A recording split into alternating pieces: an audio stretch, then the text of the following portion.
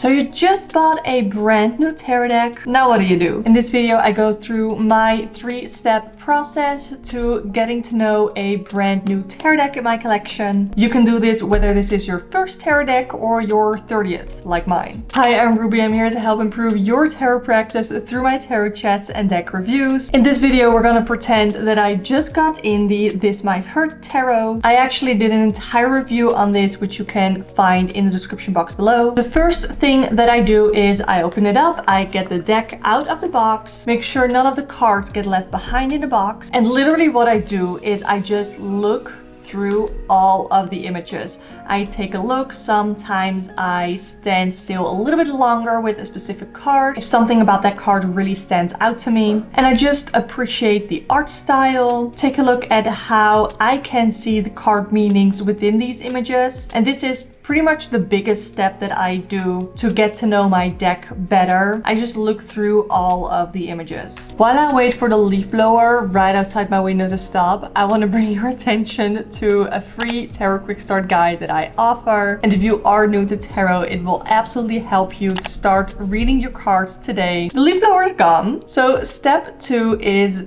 optional, honestly, and it is to cleanse your cards. Some people will say that you absolutely have to cleanse your cards, especially if you get a deck secondhand. I just feel like if the vibes give me the vibes that I need to cleanse it, I will. And there are a couple of ways that you can do that. The easiest way is just to set your intentions, what you intend to work on with this deck, what you expect from this deck. So you can put your hand on the deck and you can set the intention that you want clear insights, you want to receive helpful messages that will give you practical advice to move forward with your life, or anything else that you intend to use your tarot deck for. Another very easy way is just to knock on it. That is one of my favorite ways of cleansing a tarot deck, and I often do this after a reading as well. You can also use incense. Pretty sure I have something around me here. I have a bundle of, this is regular sage, which I got sent to me when I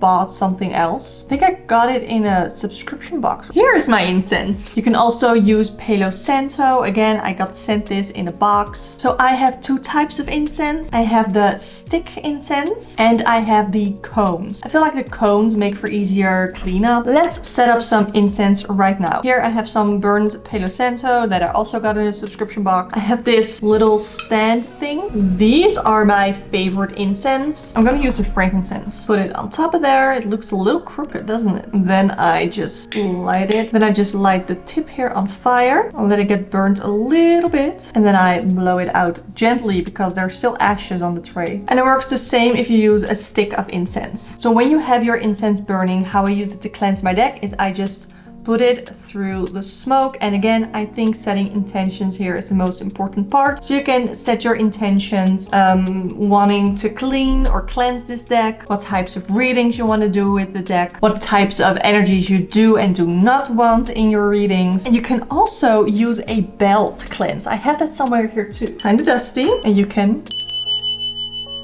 use the sound of the bell to cleanse. And the third thing that I do when I get a new deck is I like to do a deck interview. And with that, I really get to shuffling the cards first, because you know, you get them in the original order and you really want to make sure that you shuffle them correctly. So I shuffle them a lot, and I do a variation of this deck interview spread. But first I pull a card for the overall energy of the deck. Then I pull a card for the deck's strengths. And then for the third card, I will either do the deck's weaknesses, so what types of readings I shouldn't really do with it, or an encouraging message from the deck towards me, or maybe even the deck's impression of me. I'm gonna do an encouraging message for me to hear. And then there's your first spread to interpret with your new tarot deck. I think doing a deck interview is a really low-key way to do your first tarot reading with your first deck. You don't want to get a new deck and immediately do super heavy readings with it. It all depends on how you read the tarot, how much you personify your tarot deck, which I do half and half. I feel like it's kind of rude to not necessarily introduce myself to a deck, not necessarily have the deck introduce itself to me, and then start doing a lot of readings with it, start asking a lot from it. I don't know, it feels kind of rude, but it totally depends on anyone's personal tarot practice and their personal beliefs. Now that you know what to do when you get a new tarot deck, you might want to actually